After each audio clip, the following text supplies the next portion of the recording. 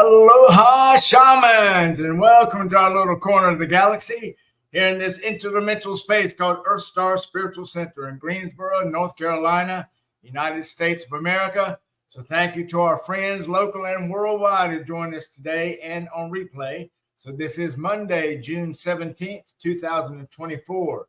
Our topic tonight is our star ancestry and the history of humanity, part 3. We are Dale and Jeanne Stacy, your hosts for tonight. We are the Abbots of EarthStar Spiritual Center. So thank you to all our friends and our galactic partners for being here with us in mind, body, and spirit. Thank you for being with us, everybody, and welcome to our new night and our new time. So this is Monday, and we are at 9 o'clock. So that's a new day and a new time for us. So we welcome you and hope you enjoy tonight's show. Yeah, great. Thank you for being here. All right. Well, let's remember, if you're out there, let us know you're there. Ask any questions, chat anytime you like, and let's go ahead and get started. So let's bring up some slides. So this is Simply Shaman, Star Ancestry, History of Humanity, Part 3. It is June 17th, 2024. We are EarthStar Spiritual Center, a multi-faith church online right now for Living Aloha. Been doing this since 2002. Our core ideals are to the left, Aloha, which is all loving God, love, oneness, heart path, and as above, so below. And these are some of our meditation videos we have on our EarthStar Spiritual Center YouTube channel. So you can just click on that link in YouTube and find that. And for the Simply Shaman and Shamanic Life Coach and Energy Healing talks that we do on Mondays and Wednesdays now, previously Tuesdays and Fridays, make sure you check the live tab. So they're all under the live tab. Right? And these are the 5 books we've written. So help you with your shamanism. And they're available in the show notes and also on Amazon. And if you're an aspiring author, you've got a manuscript in your head and you're ready to write. So click on the link in the show notes for EarthStar Publishing and see if we can help you to get your book published. That's also one of our ministries. And upcoming classes, we have a Merkaba class. Alpha to the Omega Sphere. That'll be coming up July 20th, 21. It is a 2-day class. It'll be 10 to 5 each day. And that'll help you to activate your dormant Merkaba if you haven't already. If you're not able to do this with us, make sure you find a way either with your spirit guides or other teachers, other programs. But we want to make sure that as Aloha conscious shamans and ascension conscious shamans, we want to make sure our Merkabas are activated and make sure they're rotating with that beautiful aloha in our hearts. And we'll help you to find the alpha sphere and to create it out to the 144 degree level or density level with the omega sphere. Okay? So join us July 21st. Make sure you register the Wednesday before. And remember, if you're shamans of Aloha, remember smiles, hugs, acts of kindness, compliments, and kisses. Try to do that several times a day if you can. And remember also your default nature, that you are divine. You are awesome, you're beautiful, and you're perfect. So make sure you look it, you act it, and you be it. Be divine, because that's who you are. You always have been, you are, and you will be forever. All right, so let's get right to tonight's topic then, our star ancestry and the history of humanity, part 3. So remember last week when we left off, we finished up with remember we were off the coast of West Africa, where humanity was created around 200,000 BC. And then we were going to migrate or ready to migrate to Mu or Lemuria, as we talked about that. And we stayed there in Mu for about 70,000 years, give or take a few years, according to the folks who know about those things. Okay? So here we are in Mu. Let me give you a nice another banner here. Make sure it's a live chat so you can share it anytime. So when we were in Mu, we developed a very feminine side, a very creative side, psychic side. So we developed these skills for humanity for a good 70,000 years. And then you can see the little arrow goes to number 3. We moved to the big A there. You see it next to North America on the right-hand side. And that was Atlantis. So imagine Atlantis just taking up that entire Atlantic ridge, a continent there. And if you see Antarctica down below, you see the cap of it. Who knows? Antarctica could have been part of Atlantis at the time. So that's where we are now. So our quick review, and we're caught up. So remember, Thoth says that the human race, the Homo sapiens sapien race, who we are, was around 200,000 BC. That's who we are right now. Okay, first slide. And this is an old, tiny slide. You can see these are like lots of old books and things just to show you about Atlantis. Now, you notice I've got the north and see how it's pointed down on this chart. So make sure you realize that just kind of turn that upside down. So imagine we're at the South Pole and we're looking up. And when we do that, of course, you can see on the right side there, that'd be South America. But if we were turned it upside down looking up, like we're accustomed to it, South America would be on the left and Africa would be on the right, but it's just opposite this way. So think of that big continent of Antarctica. If you've ever thought about it, you really can't just go to Antarctica. There's lots of rules and countries are there. So why is it we just can't go to Antarctica? Of course, it's freezing, so I don't know why you would. But it's one of our 7 continents. So why can't we go there? And also, what was up with Operation High Jump with Commander Byrd when he took the U.S. Navy down there in the late 40s, right after World War II? What happened? How did the U.S. Navy find themselves in some trouble as they were fighting people? So who were these people they were fighting? So we have all sorts of theories about what's down in Antarctica. So make sure you do some research on that and find that out on your own. Another print out of one of those older books just showing Atlantis, also the high mountains. You can see North America there on the left. You can see Florida, the peninsula there on the middle left. You can see Cuba and Hispaniola down below that. You can kind of see the Gulf Stream there, and between Atlantis and the North American plate. You see Europe on the right-hand side. You can see Ireland and England up the upper right. So Atlantis took up a large portion of the Atlantic Ocean, or Atlantic Plateau as we know it. And remember, it may have not just been one single island, one single continent. It could have had many, many islands, just like other places around the world. So just keep that in mind. So Atlantis. All right, so here we go. Atlantis rose in the Atlantic Ocean. Mu sank with the pole shift. 1,000 immortals from Mu settled on the island north of the main continent. Yeah, so here we have a pole shift. Mu or Lemuria goes down. Atlantis rises in the Atlantic Ocean, and 1,000 immortals from Mu settle onto the island just north of the main continent. Now, in the book that we referenced, the Shamanic Mystery School, the Temple of 7 Realities, in the Venus Temple, if you'll look up that chapter in that book, you'll find that we have a little more detail in that. So in the book, it's written, and remember, all this material is from Drumlow Melchizedek.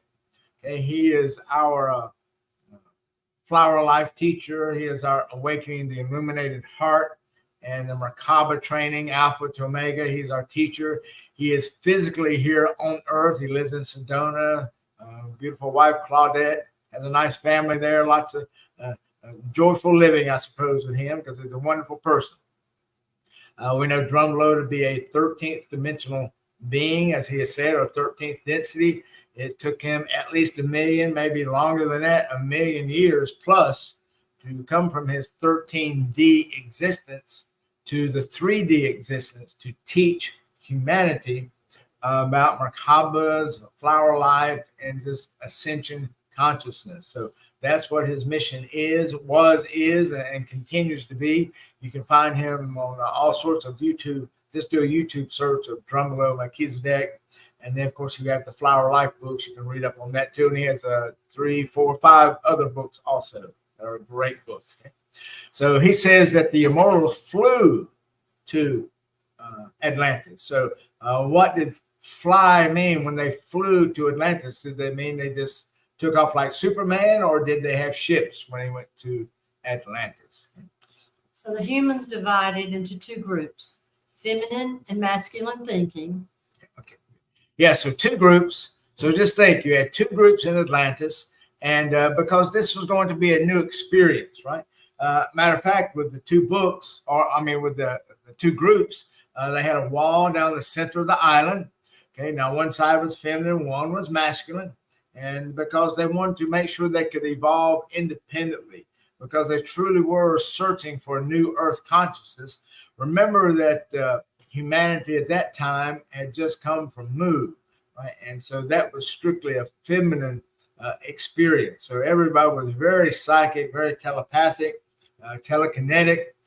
They had all these wonderful magical skills. So now they wanted to add the male side or the masculine side to doing this work, logic and reasoning, using the left side of the brain, so to speak. So that's why we had two groups, and they were separated because of this new earth consciousness. Citizens of Mu migrated to Atlantis. 10 cities and vortexes, 2 were open. Yeah, so when the call goes out, how were they called people back then? So imagine they got the email or whatever and said, hey, folks, Mu's getting ready to go down. So we're going to make sure we get out of here. And we're going to take everybody to Atlantis. So we're going all the way across North America at the time. And we're going to the other ocean, one of the other big oceans, the Atlantic Ocean. And when they did that, they created 10 cities upon arriving.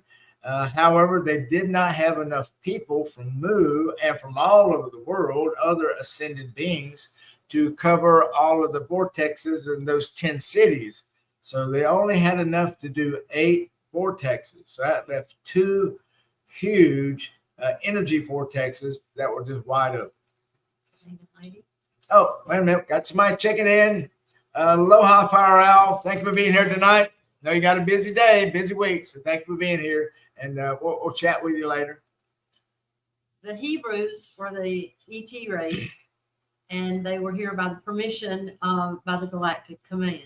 Yeah, so Hebrews, now we know, of course, we've got all kinds of situations going on in Israel right now. So we know that the Hebrews are an extraterrestrial race.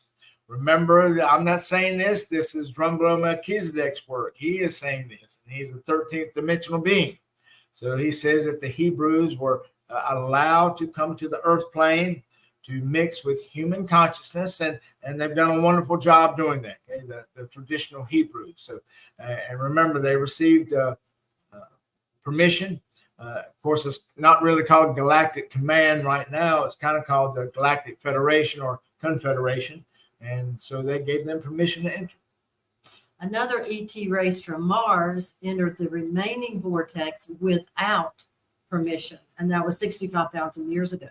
Now, that wasn't very nice of the Martians to come here, and they really didn't have permission, so they kind of bogarted their way into our consciousness. Now, the 65,000 years ago, that coincides quite well with the raw materials. Ra says it was about that time, 75,000 years or so, 80,000 years, okay?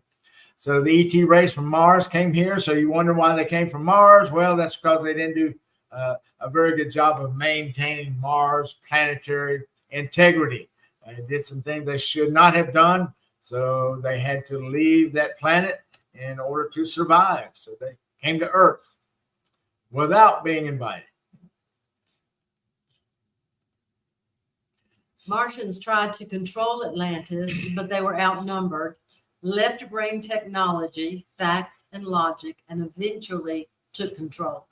So, even though the experiment was to work on both sides of the brain, to have a consciousness with male consciousness and female consciousness, so the logic side and the creative side, so I guess they kind of played right into that we were able to combine their philosophies of life with ours.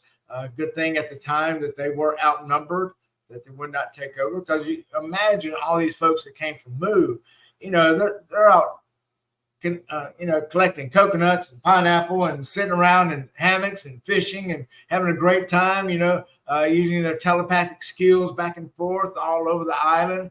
And then you have these other people that want to come in and, they want to exert some kind of control. And, they had some sort of military in some ways to use weapons in a certain way to force people. So, they just weren't very nice neighbors when they came in. And, and eventually that just wore the Atlantean people down. And they eventually did take control of Atlantis. 13,000 to 16,000 BC, a meteorite struck southwest Atlantis, which is present-day Charleston, South Carolina. It destroyed most of the Martian-occupied Atlantean territory. The Martians wanted to shoot down the meteorite, but allowed the feminine thinking to prevail. The meteorite was considered an act of God. So the Martians vowed to separate from feminine thinking and take over Earth. Yeah, so this kind of the date here then kind of coincides with the great flood that we have in Genesis, the great deluge, right? It could have caused another pole shift for Atlantis to sink. So, I don't know the topography of Charleston, South Carolina now. I don't know if that's really a deep port or not, but it could be because of that meteorite that came in. And of course, the Martians, they had weapons, and that side of the brain, the left side of the brain, oh yeah, let's just shoot it down. But remember the moon people, very feminine thinking still, so they consider that an act of God, so they just went with it. Of course, the bad thing is it landed in the Martians' territory, in that southwest Atlantis, because that's where they occupied most of their people and their structures. So, they were a little ill that they weren't able to shut it down. So they made sure that it would now be their purpose to take over Earth and to really take hostage the human consciousness. So the Martians tried a synthetic Merkaba to control the planet, just like Mars. Experiment failed, just like Mars. Lower dimensional energies entered Earth through a time-space rift, took over bodies of the Atlanteans, possession and chaos. Yeah, that didn't turn out too well for the Atlanteans, the Martians. This synthetic Merkaba, it was a left brain Merkaba, so they were trying to use a lot of mental energy to force this Merkaba to do the work that they wanted it to do, to have this artificial energy force. The only thing with the Merkabas is that they have to be used with love, and they have to be created with love. Like we teach in our class, we taught in July, that is a heart Merkaba, so it's strictly Aloha and love. So when you try to do Merkaba from the mental side only, it just doesn't work out. All you have to do now is just look at the pictures of Mars. When they send back pictures of that little Martian rover, goes around and takes pictures everywhere. That's what Mars, that's why it looks the way it does. It looks very barren, very dry, very rocky. And that's because of what they tried to do with the Merkaba energy. And it just literally just kind of just blew up the planet. And we certainly don't want that here now with us. And of course, when they did that, they opened up all this great dimensional rift. And you can imagine these lower energy things came through, I suppose, what you would call them, their energies. And they truly did possess most of the Atlanteans. So that didn't work out good at all. It really was like a Walking Dead situation, okay? Just like on TV.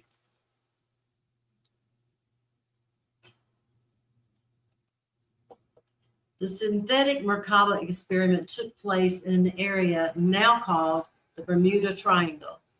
Experiment has caused disruptions, emotional problems, missing planes and ships, wars, etc., all over the planet.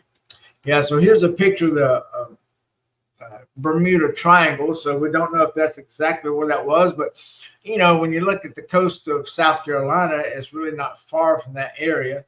So the Bermuda Triangle, then it goes north to Bermuda, and then it goes down southeast, southeast there to Puerto Rico, and then goes west over to the tip of Florida, and then back up to the north to Bermuda. So we have this nice little triangle area. You've seen many videos and YouTubes and really Hollywood productions with the Bermuda Triangle. All the, when the planes they go inside the Bermuda Triangle and the compasses are just spinning or whatever. Okay. So that's some of the reasons, some of the things that are going on there, because, that Merkaba, it takes obviously thousands of years for this thing to correct and somehow weaken. So evidently there's still some kind of problems there, and we'll make sure we take care of that in the not too distant future as the new planet Aloha becomes or emerges, and all of our Merkabas are activated, and we're able to truly give that place some energy. Now we did during 2012 and 15, we did place some Merkabas there around the Bermuda area, continental Merkaba, to help mitigate some of that energy. So So I feel like that's working now also. Now with the synthetic Merkaba, again, that's a mental Merkaba as opposed to the ones that Drumbelow teaches now, the heart Merkabas, and that's what we teach. So in 12,000 BC, there was a pole shift and Atlantis sank. Yeah, so that would coincide with our biblical our biblical story, the Great Flood in Genesis. And there's Maya. She's joining us. Miss Amanda, thank you for joining us tonight. I know you're busy all over the place too, so thanks for being here. And Amanda was with us in Bermuda. Yes, Amanda was in us in Bermuda when we created that continental oceanic polar Merkaba system. So we actually created 13 Merkabas that went all the way up the Atlantic Ridge from North Pole to South Pole. And then we also placed some very specific Merkabas around Bermuda and the Bermuda Triangle. So, because the Puerto Rico there, that's the Puerto Rican Trench. So it's pretty deep there. It's almost a mile deep. So you got a lot of water in that area, a lot of deep places. So yeah, lots of energy going on.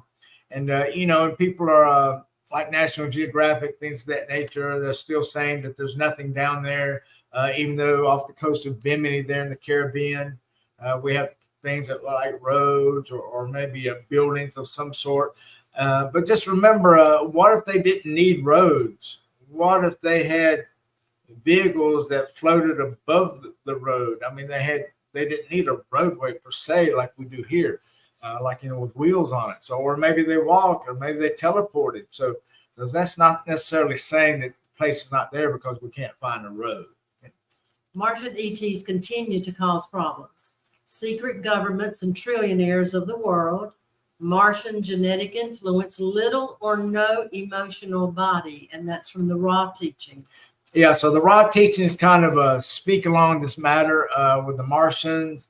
And so if you ever get a chance, make sure you try to read the Raw materials, the Law of One, and you'll find it has lots of complementary information concerning this. So they're here. They have a no emotional body. That's why they're very war oriented, because they don't care who gets killed and why you're going. We're going to have a war because we like that negative energy. We like to absorb all the money from that. We like the trauma and stress it places on people, on the consciousness of Mother Earth. So they're still here. They're still doing their things. But hopefully with Planet Aloha in the making now, we know soon that perhaps we'll be able to bring them into the fold of Aloha and love.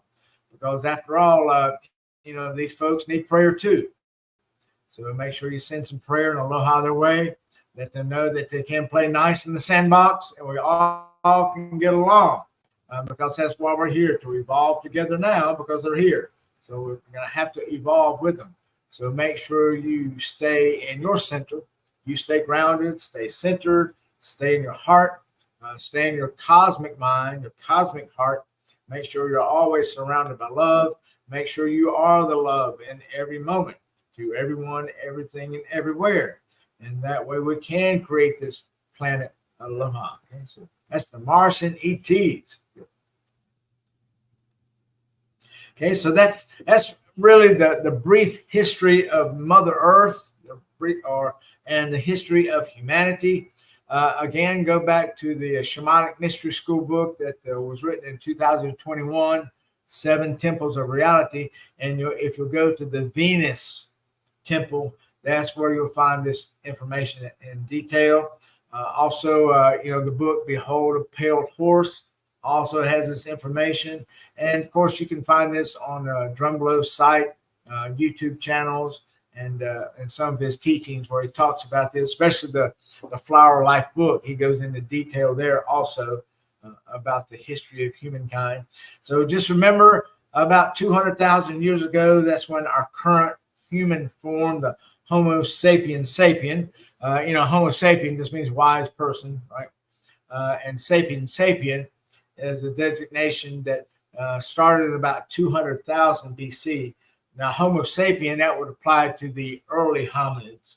And that's why we are Homo sapien sapien, from about 200,000 BC to who we are now.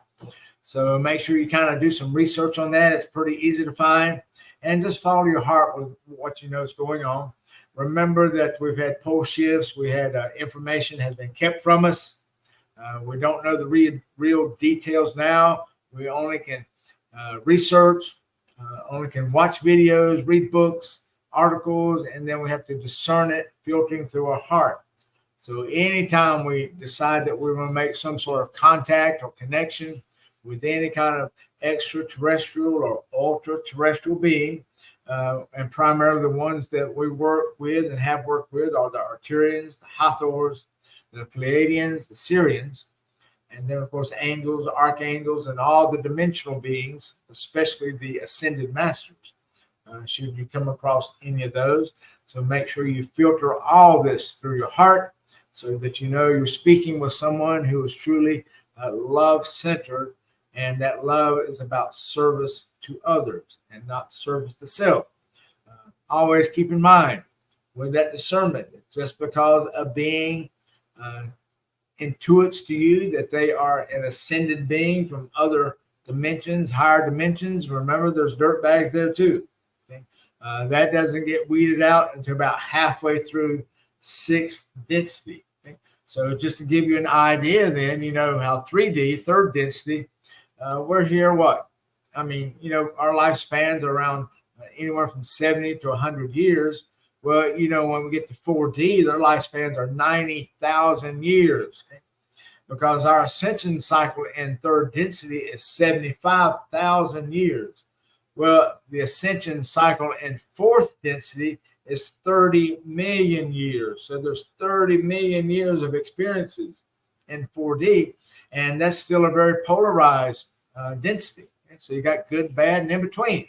So just because those folks want to talk to you, doesn't mean they're going to be the nicest people. And remember, when you're making contact with people, you may not necessarily want to make contact with folks who have to have a ship to get around. Remember that Archangel Michael and Jesus and Buddha don't need a ship. They just show up. That's how much loving and density-wise they are, higher density. And so you may want to focus on that also. Now, with the 5th density, just to give you an idea of that, that is a 50 million year cycle. That's a very long time to be in 5D. And then when you get to 6D, 6th density, that's like a 70 to 75 million year cycle before they're able to make ascension. So you can see that we have lots of folks, lots of experiences that can occur in 4D, 5D, 6D. And remember, Drumlow is 13D. So he is beyond even what the raw materials talk about, because raw is 6D. So just make sure you use your heart. Use your mind to filter out some things, but then use your heart to make the final determination. And remember, when you ask to have contact with these folks, be aware of how you phrase your question, because you may find these energies are going to approach you and be magnetized to you because of the way you phrased your question, right? Are you phrasing a question to see what you can get out of it? Are you phrasing a question so that it can be about self-service? Well, if you are, then guess what? You're going to get self-service entities being attracted to you. Whereas if you're asking questions that are going to be about service to others and love in that fashion, then hopefully you're going to attract those energies that are about service to others. Okay? So use that heart to make that final determination. Now, I've got these folks listed here because I think in the next few classes that we'll do with this on Monday nights, we'll devote an entire time to working with the Arcturians. Then that next class will be the Hathors, the Pleiadians, and then the Syrians. Now, there's other star families too, but these are the ones that we have primarily 99% of the time. This is who we've worked with. Okay? So just so make sure you tune in.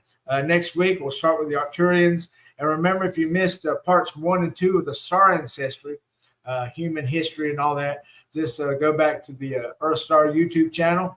Make sure you click the live tab. Okay? It'll all be under there, and you can refresh these exhilarating conversations. Okay? Well, thank you for joining us here tonight. So let's move right along and get you out of here. So remember, we're one collective diamond soul. Just think, on Earth, over 8 billion people. So just think, this diamond soul could be 8 billion facets big. Okay? So one diamond, but many facets. And this is where all of us live, from all the metaverses, megaverses, all the universes, the multiverses, dimensional, interdimensional, all that. They're all within this one collective diamond soul, as is God, because this is God, because we are God, because we're there with he, she. Okay? God and we are one. We are one collective diamond soul. And just remember, too, your default nature. You are divine, you are awesome, beautiful, and perfect. So make sure you live that each and every day and acknowledge it. So look like it, act like it, and be that. This is your default nature. This is your default nature for all of eternity. Remember, you have so much energy and power within you that you actually live forever, always, eternity. You never run out of energy. Your spirit lives that entire time. So remember, make sure you find a way that if you find yourself being tired here in 3D, find a way to rejuvenate yourself and remind yourself that you truly are divine and we live forever. Okay? So thank you for joining us tonight. Had a great time discussing all this wonderful human and earth history. It's nice to know these things. It gives us a background, give us a big picture view of where we've come from, so we know where we are and where we're headed. And remember, where we're headed is planet Aloha. So whatever takes you to that path, follow anything from your heart that takes you to planet Aloha, because that's what we're here. To see, hear, and be the love in every moment, to sense, feel, and know the love in every moment, and then we can be the love in every moment for everyone, everything, and everywhere, all the time. So just a little something you got to do this lifetime for all of eternity. So don't sweat it. You got this. We're here. So thanks for joining us. We'll see you on Wednesday, and that's when we'll do our shamanic life coaching and energy healing this Wednesday night. That'll also be at 9 o'clock. So you take care. We'll see you then. All right, let's do a pow. 1, 2, 3, pow. Right. Thanks for joining us. We love you. Let me get you out of here. You take care, and much aloha. Be the aloha in every moment. Love you.